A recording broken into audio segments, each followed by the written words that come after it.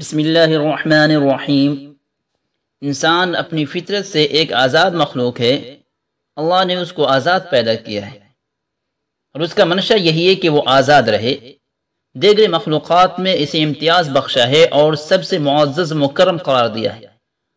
اللہ تبارک و تعالیٰ کا ارشاد ہے، اعوذ باللہ من الشیطان الرجیم وَلَقَدْ كَرَّمْنَا بَنِي آدَمَ وَحَمَلْنَاهُمْ فِي الْبَرِّ وَالْبَحْرِ وَرَزَقْنَاهُمْ مِنَ الطَّيِّبَاتِ وَفَضَّلْنَاهُمْ عَلَى كَثِيرٍ مِّمَّنْ خَلَقْنَا تَفْضِيلًا۔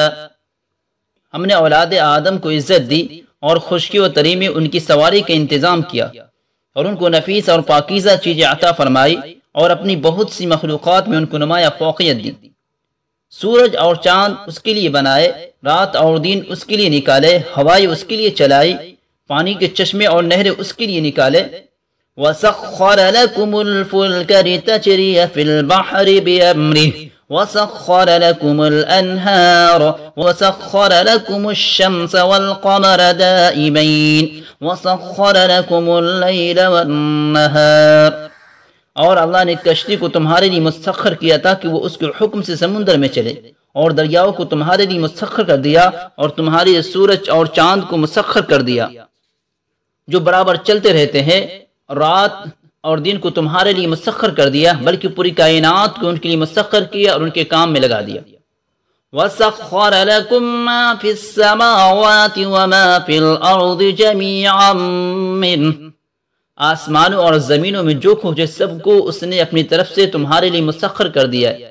أَلَمْ تَرَوْا أَنَّ اللَّهَ سَخَّرَ لَكُم مَّا فِي السَّمَاوَاتِ وَمَا فِي الْأَرْضِ وَأَسْبَغَ عَلَيْكُمْ نِعَمَهُ ظَاهِرَةً وَبَاطِنَةً، کیا تمہیں نہیں معلوم کہ اللہ نے تمہارے لیے مسخر کر دیا جو کچھ آسمانوں میں ہے اور جو کچھ زمینوں میں ہے، اور تم پر اپنی ظاہری اور باطنی نعمتیں مکمل کر دی ہے۔ یہ سب اس لیے کیا تھا کہ انسان سب کی غلامی سے آزاد ہو کر خدائے واحد کی بندگی میں لگ جائے۔ جب اس کی آزادی میں کوئی چیز رکاوٹ بن جاتی ہے، جب انسان کا شکاری ہو جاتا ہے اور اپنے ہم جنس انسانوں کو اپنا غلام سمجھنے لگتا ہے، تو خدا کی غیرت جوش میں آتی ہے اور وہ ان کو نجات دہی کے لیے کسی اپنے محبوب بندے کو بھیجتا ہے۔ حضرت موسیٰ علیہ السلام کی بعثت کا ایک اہم مقصد بنی اسرائیل کو غلامی سے بچانا اور فرعون کے پنجہ خونی سے نجات دلانا تھا۔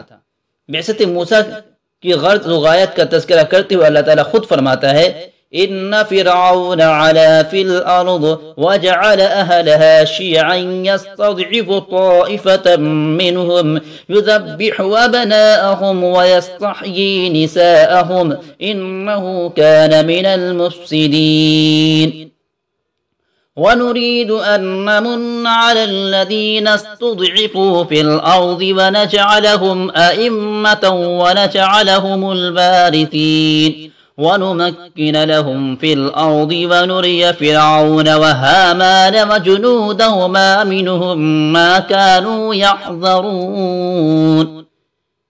فرعون ملک مصر میں بہت چڑھ گیا تھا اور اس نے وہاں کے باشندوں کو کئی گروہوں میں بانٹ رکھا تھا۔